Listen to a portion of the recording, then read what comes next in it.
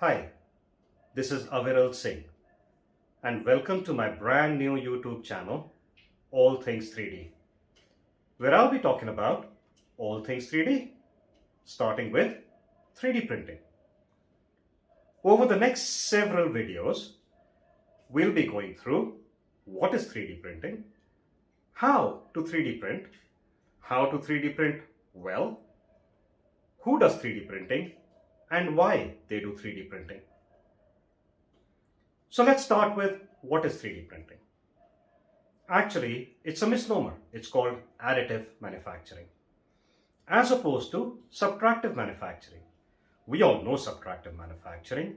You take a block of wood or marble or steel and you chip away at it until you get the shape you want.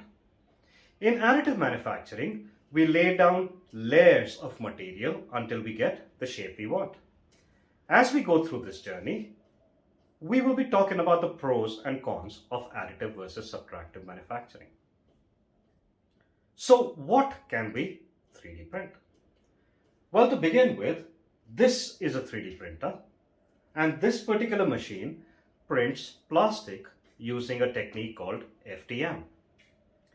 However, plastic is not the only material that we can print.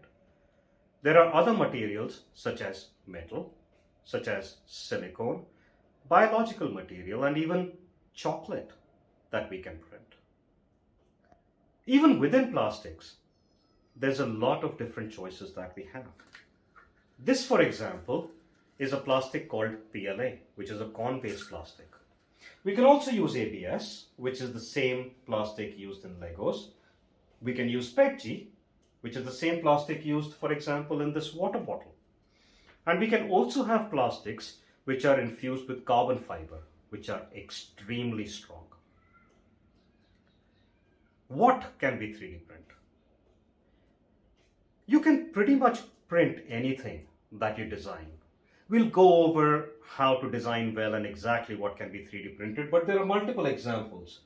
This dog was a model that I picked up, and this is printed in one piece.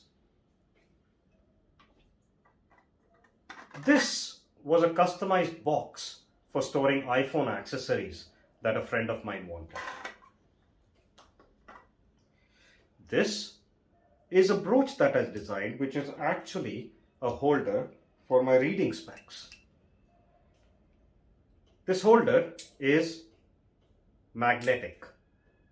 The magnets are not 3D printed, but the structure that is containing the magnets is 3D printed. You've also seen the vibrant colors that we can print in. But at least for this machine, one color at a time. We can use certain tricks to do multicolor printing. This sign being an example, this was also printed on this very machine. So, what you need for 3D printing is all the equipment that you see in front of you.